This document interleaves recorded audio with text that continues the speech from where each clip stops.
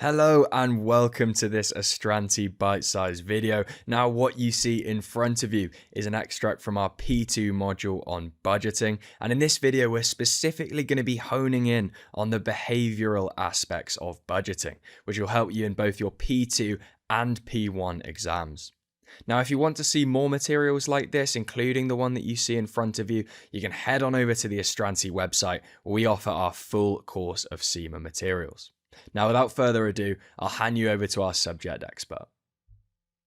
Now, of course, budgets and numbers on screens, etc., but they are produced by humans and they are used and utilized by humans. So we need to understand what kind of human behavioral aspects will impact budgets and the effectiveness of budgets. And so now we're going to finish this video by looking at how humans can be affected by budgets and also how humans can affect the budgets themselves.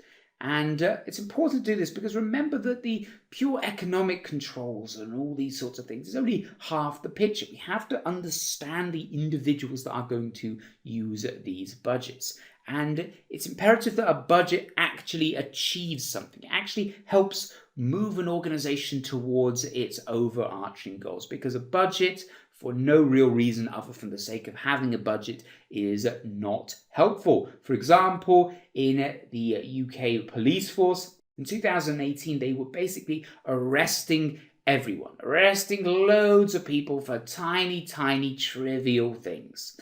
And the reason why they were doing this was not because they were actually trying to stamp out crime and make the streets safer, which would be the objective of a police force. They were purely doing it for the sake of meeting their arrest targets that were set by their members of parliament. And the members of parliament only had those targets for their own means as well, because they wanted to publish figures saying we've made X amount of arrests. So it didn't actually have a purpose. This target did not help reduce crime. It did not help make the streets safer. It was there purely because of human influences. And it's very important that we understand how human influences can affect budgets, both their creation and the effectiveness of them. And a very important aspect of budgets from a behavioral aspect is motivation. A budget must provide an incentive. There must be a reason to follow this budget. And a really good way of ensuring this is to make a budget out in a way that benefits the organization, but there's also a benefit to the manager that is in control of the budget.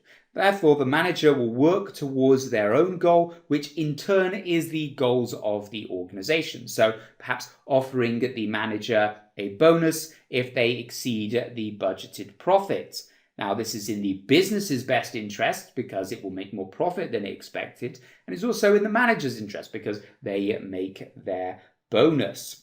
But on the other hand, it must be imperative that a budget is not just used to punish a poor performance either. Otherwise, it's likely to perhaps be sabotaged. You might think of a situation where you know that a budget is very difficult to achieve and you can be really punished if you don't achieve it. So you might try and make sure you have a really easy budget target so you can definitely hit it. Now, of course, a very easy budget target that you don't have to work hard towards is not likely to be in the business's best interest. You're not going to be pushing yourself to achieve for the organization. It can also lead to irrational spending. The problem with this is that a budget is often seen as a target. This is how much you are allowed to spend, and this is how much you should be spending. Whereas in reality, it should just be seen as a guideline. Because what can happen is if a manager has been given a budgeted expenses target of £200,000, and they realise within a week of the period finishing they haven't spent £200,000, they might think, oh, they're going to cut my budget if I do not spend that amount. So what I'm going to do now is I'm just going to go out and make some frivolous, unnecessary purchases to ensure that I meet that expenses target. Now, of course, that's completely illogical and it's complete wastage as well, because it means that the organization is spending money unnecessarily. Another behavioral aspect we need to consider this time, one that takes place in the creation stage, is that of budget negotiation, where managers who are good negotiators negotiate an easy, achievable budget target. They say to the senior manager, oh, it's going to be really, really difficult to hit that profit target. That's pretty much impossible. I doubt I'll be able to make more than £20,000 profit, if I'm honest.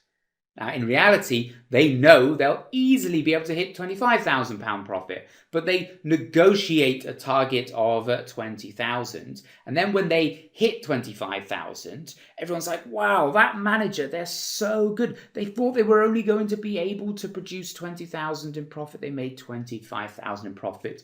Aren't they brilliant? Give them a bonus. Give them a raise. So one of the problems with this issue of budget negotiation is that sometimes a good negotiator will appear to be doing it far better than they actually are. It's not that they were good managers, it was just that they were good negotiators. Whereas there might be a brilliant manager who's just terrible at negotiating. So it makes it look like they're not doing very well, but they actually are a very good manager. It's just one of the problems with the negotiation process. And one of the ways around this is for senior managers to impose budgets, which ensures consistency across the various different departments. But then, of course, this is not always as in tune with the specific needs of each department.